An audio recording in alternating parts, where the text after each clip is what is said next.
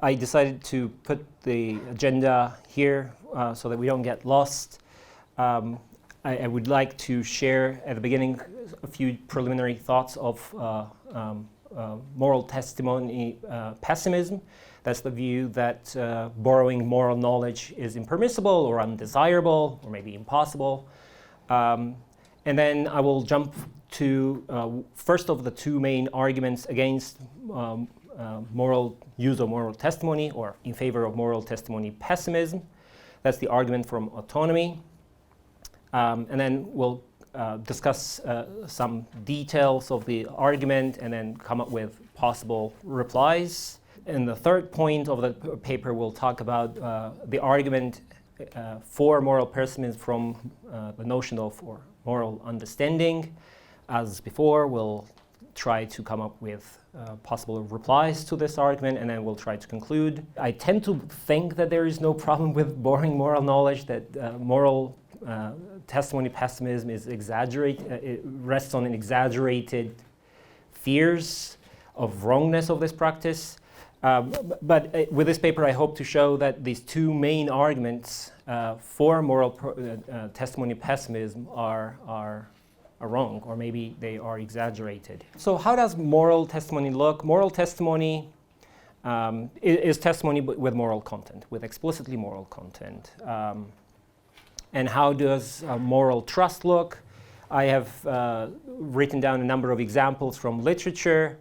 So Karen Jones imagines a person that has goodwill, has good intentions, is willing to act morally, but is insensitive toward sexism. So the person has blindness when it comes to issues of moral sexism, and the person realizes this and asks other people for guidance. So would this action be sexist? Or was the other person sexist, and should I maybe criticize him? And whatever other people say, this morally blind person or the person that has specific moral blindness acts accordingly. Philip Nickel imagines a person that very often follows the testimony, the recommendations of his mother. Allison Hills and McGrath, they imagine a person who becomes a vegetarian because some friends make a testimony that eating meat is immoral, so they don't really understand why.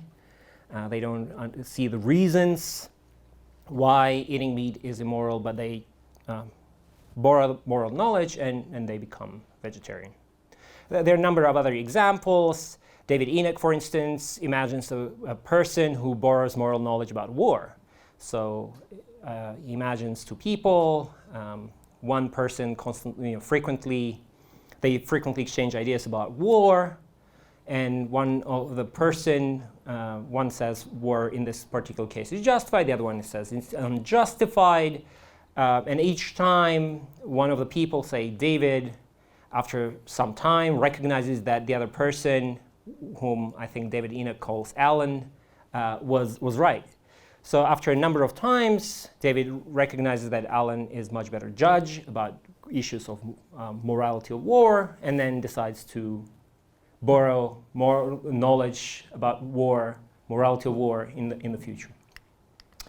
There are a number of other examples. I'm not going to present all the literature. Srinivasan, for instance, imagines a case where a country cousin has visited from a suburb, and they want to know what generosity requires. Does generosity require hosting them at home, or maybe helping them find a hotel?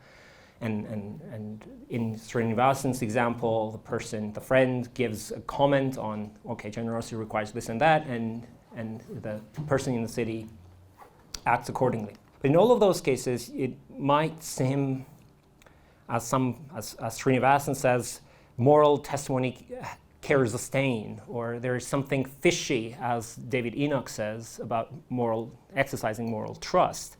There seems to be something wrong. There seems to be something important missing. The moral testimony pessimism comes in a number of flavors, strengths, and it gets justified either epistemologically or morally. So some people might say exercising moral trust is wrong. it is simply wrong, you shouldn't do this, it has absolutely no moral worth. Yet other people might say it's not desirable, or it's not the ideal, that possibility is much more acceptable. So I'm not gonna really zoom in and distinguish these different positions of moral testimony pessimism, and if need be, we'll try to sort these differences out at the end of the talk. Moving on to epistemological justifications of moral testimony pessimism, some people would say there is no moral knowledge, or there is, a moral nihilist might say there is no morality whatsoever, forget about morality, right? Some people might deny experts, and by experts in this context I mean people who have better judgment on a specific issue than the agent who is supposed to exercise moral trust. So someone might be in a better position to make comments or make judgments about people's behavior under extreme conditions than I am, and in that case that person would be the moral expert. And yet other people say, even if there are moral experts, it's impossible to reliably identify them. So obviously, moral philosophers who might be the moral experts, the first candidates or moral experts possibly, they often disagree. And if they disagree and I'm a novice in moral matters, it will be very difficult for me to find out who is the real expert and whom I should follow. Yet other people have spoken about, there is no moral knowledge. Morality is, first of all, about sentiments, but yet other people have said moral knowledge is a special type of knowledge, it's a know-how. So to know what is generosity is to be able to make proper judgments in all kind of situations and apply the concept as you navigate in the society. It's not a proposition of knowledge, it's a know-how, and know-how cannot be transferred via testimony, for instance. I have to bracket these questions out. My assumption is that there is moral knowledge, and hopefully whatever I say is going to be applicable for the view that moral knowledge is know-how, that there are moral experts, that yes, it's difficult to identify true moral experts, but discovering experts is always a problem for novices. Experts in other domains also disagree, and disagreements in the domain of ethics might be exaggerated, and disagreements among moral philosophers might be explained by disagreements about facts. My assumption is that these challenges might be answered, but I put this here to move forward so that we can concentrate on moral arguments. So what is the argument from autonomy? I've tried to construct an argument from autonomy, reading different people and trying to come up with whatever would be the core, the common denominator of those authors. So the idea is non-autonomous actions are morally impermissible, or you might read undesirable. An action is autonomous only if moral beliefs on which it is based stem from one's own reason, so one's own mind. If an action is based on moral testimony, obviously it doesn't stem in the agent's own mind, in reason. Well, therefore, actions based on moral testimony are non-autonomous, and therefore they're impermissible, or you can also read undesirable. If I don't know what generosity requires, and someone tells me what generosity requires, I act according to that person's say-so, well then that belief that generosity requires X, Y, and Z does not stem from my mind, and it's not autonomous. It's not autonomous, it carries some stain. There's something fishy about that. Well, many people who bring this argument either directly or indirectly claim that this is a Kantian position. So Robert, Paul Wolff, and Anscombe seem to have this view. Here's something what Anscombe write in this regard. I'm not going to read the whole quote, but this use of the notions of autonomy, heteronomy, and direct reference to Kant suggests that that's her interpretation of Kant. Borrowing moral knowledge, she calls like adopting or being guided by a bastard morality. It's not morality. So it's a very strong claim. I'm not convinced that Kant would be strongly opposed to borrowing moral knowledge. Well, we have textual evidence that Kant was in favor of empirical testimony.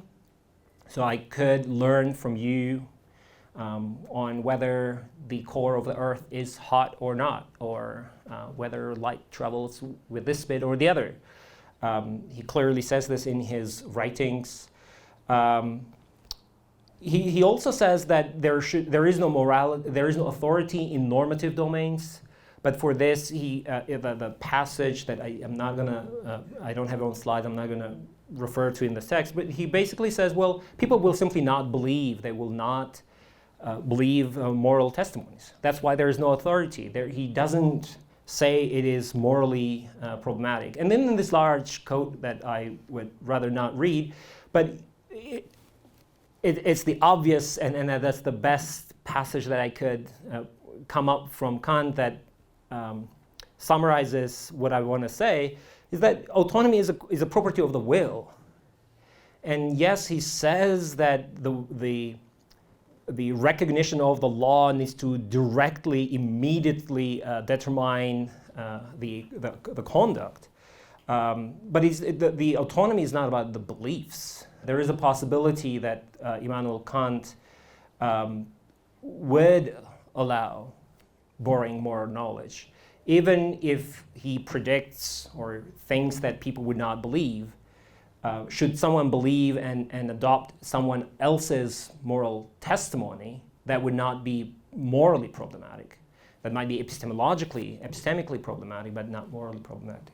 But if we say this, then the premise 4 seems to be unjustified, and statement 4 in the argument below, I'll just recap in a minute, stems from 2 and 3. 3 seems to be rather obvious, so 2 is most probably suspect.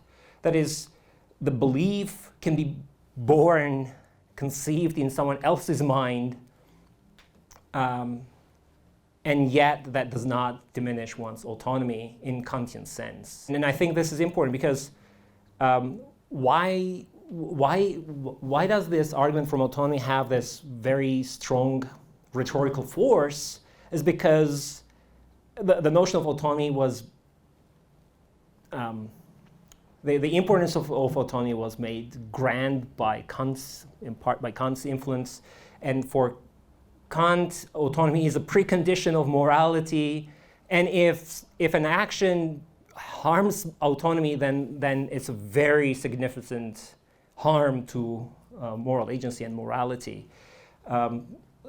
But I hope I was fair to Kant in this respect, and I think Kant was not convinced that moral trust is exercising moral trust happens a lot, or it's epistemically justified, but he does not talk about moral problems. But there are other accounts of autonomy. So there are I call them psychologized accounts of autonomy. Many people think of autonomy as a high level of independence, a high level of social self-control, emotional independence, etc. And these are indeed important notions. But with these, and if I borrow someone's knowledge, that what is generosity requiring, what is sexism requiring, what is the requirement of equality demanding of a moral agent, etc., I obviously might lose my independence if I constantly imagine someone constantly asking for advice to a friend. Anything happens, you ask a friend for guidance. Well, in that case, you're not adequately independent. But this argument from psychologists of independence, it seems too strong for one, because we obviously rely on testimony for non-moral matters. And if this independence is important, well, then all of us might not pass the test. It becomes too strong. If moral trust is impermissible because it diminishes one's independence or self-control or emotional independence, well then non-moral testimony also participates in our guidance, in the way we choose our actions, in the way we organize our lives, and that seems to be too much. And then on the other hand, there's also the other aspect, because once autonomy is not that grand Kantian precondition of morality and is demoted to a psychological characteristic, well then it needs to be balanced with other values. What could be these other values? There are a number of authors who have spoken about this, but I think David Enoch makes this very, very clear and explicit. On the one hand, morality requires us to be autonomous in Kantian sense or in a psychologized sense. But on the other hand, morality requires us to do the right thing. So I can't just claim that, oh, I need to be autonomous and do morally heinous things, right? I mean, at one point, doing your own thing becomes so harmful for others and so morally wrong for other reasons that you better sacrifice some of your autonomy for the sake of doing the right thing. And what is that threshold? What's that balance where a person should sacrifice his autonomy and go for a trust, exercise moral trust is a very important and hard question. I don't have a very clear answer for this. Moral judgment needs to be used here. I don't think there is a principle here that we can rely on.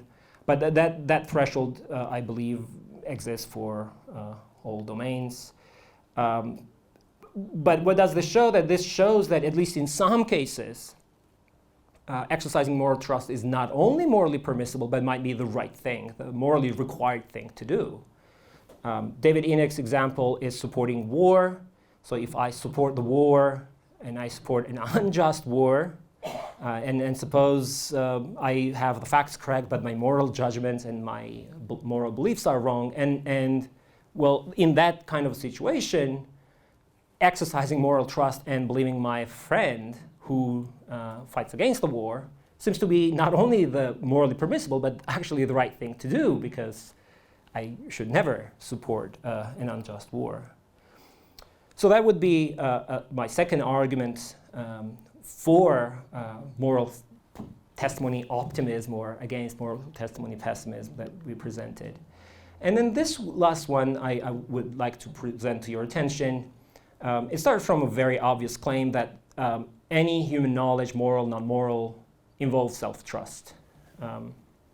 So you exercise some self-trust when you believe that you're actually here, you're not in a Putnam, brain in a vat, or you're not taken by a devil. So you trust your senses, you trust your inferences, reasoning capacities, ability to make distinctions, etc. And that the same applies for trusting. So if I trust someone, I use a lot of self-trust. What is it that I use? So suppose I believe X and you believe Y, and I also believe that you are, a reliable judge, a diligent judge, a goodwill judge on moral matters. So in this case, two of my beliefs or some of my beliefs have conflict, right? I have beliefs about my reasoning skills and my judgment about the reality, my understanding of moral matters, and then you can continue with all kind of descriptions, and my judgment about your abilities, etc., etc. Your ability of judgment, your ability to inference, your diligence, etc. So if I happen to change my opinion, I must trust, not my moral judgment, but I must trust my judgment that I know that you are honest, you are competent, you are capable, you're, etc. You're goodwill, reliable. Either way, I use my judgment. If continuing with my original belief is autonomous, I don't see why changing my belief is less of autonomous. In fact, it seems actually even more autonomous because I actively do something. But if you say, oh, no, beliefs just happen to you, you don't choose your beliefs, which is plausible, but then in both cases, I'm not autonomous. I don't understand why one option is worse than the other. And self-trust, we could try to analyze further. It is a complex phenomenon. It's a complex, may I call it process? I don't know, in our mind. And that involves, I believe, enough self-control, self-independence, and that should qualify, should ensure that someone who exercises moral trust is autonomous. So these three would be my arguments against the moral testimony pessimism as justified by that moral testimony pessimism harms or diminishes, decreases autonomy. Let me move very briefly to argument from moral understanding. It seems clear that we want this inner world from moral agents. Cases where this is extremely clear is like apology. If I do something rude and then apologize just because my friend Steven told me I should apologize, and you know that, well, that's not apology. You would expect from someone apologizing to really understand the mistake, to maybe feel guilt or remorse or regret maybe. So in some kind of moral actions, this inner layer seems to be constitutive.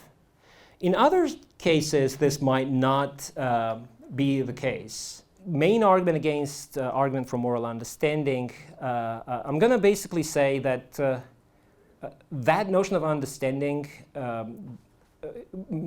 possibly the best way to cash it out is guessing the reasons for the action that one performs, and that requirement of grasping or appreciating the reasons for one's actions is exaggerated. We don't usually consciously monitor our reasons for actions. Psychologically, that would be too demanding. And if we normally don't do this and yet flatter ourselves, considering ourselves to be moral and doing normal things, then possibly we should not respect this from theoretically. I have a few arguments that might convince people. One of those arguments is the testimony from a virtuous person. So if moral trust is morally wrong, then you would expect a virtuous person never give a moral testimony to a person whom he predicts will not understand the reasons for his actions. So assume I will never understand the reasons why generosity requires doing X. Would a moral, virtuous person tell me, Arshak, you should do X? If you say yes, then you should grant that exercising moral trust is morally permissible. For otherwise, the virtuous person would just be laying down moral mines for me to step on and blow up myself. The virtuous person would be creating ways for me to perform wrong things. And that seems to be wrong to me, at least. And I just try to run faster to present another argument, which I present. That argument from memory could be elaborated. On the screen is a few notes on the notion of demandingness that I covered. And the argument from memory is the following. So assume someone is in his prime of mind, in his good days, reasons about a complex moral issue, and remembers that the conclusion, the right thing to do in the type of situation is doing X. But he just creates kind of a shortcut for himself. Next time he ends up in this kind of situation, he doesn't go through all this chain of inferences, grasping the reasons for doing X, but just simply does X. Maybe because of laziness, because of time. Well, that strikes to me as okay. But then you can gradually degrade the situation. So assume the person loses the ability to track his own reasoning of prime days, maybe because of a bad car accident, loses some of his capacities. But he remembers very clearly that the right thing to do in that kind of situation is doing X. Well, that seems to be okay to me too. After all, it was me who thought of X. A couple of weeks ago, I didn't really go through this inferences and I did X, and now I'm not able to do this. It seems unjust to call them, now you cannot morally do X. Before that, your action of doing X was morally worthy, now it's not. And then you can go any further where the person doesn't even remember that, but let's say reads it from his diary that doing the right thing is X and trusts his diary. And then obviously you can push it this further where the person goes this personal changes or maybe his friend whom he told that the right thing to do X is X and he does accordingly. So all of those arguments, I think, show that grasping the reasons for every action is not necessary. What is necessary is that moral outlook. The agent, to be able to do morally worthy things, needs to know what it's like to be moral. And if the person knows what it's like to be moral and has fairly, I don't know what's the threshold, fairly sophisticated moral reasoning, sensibility, capacity to adjudicate right and wrong at a rudimental level, then the person can do morally worthy actions. And whatever I hope I have shown is that, at least in principle, exercising moral trust does not pose a destructive damage to moral agency, does not pose a destructive damage to moral autonomy, and the notion of moral understanding that is often used, often assumed that people should have is too demanding, is more demanding than we allow for our everyday practices. Thank you very much, and I apologize if I've gone beyond the time.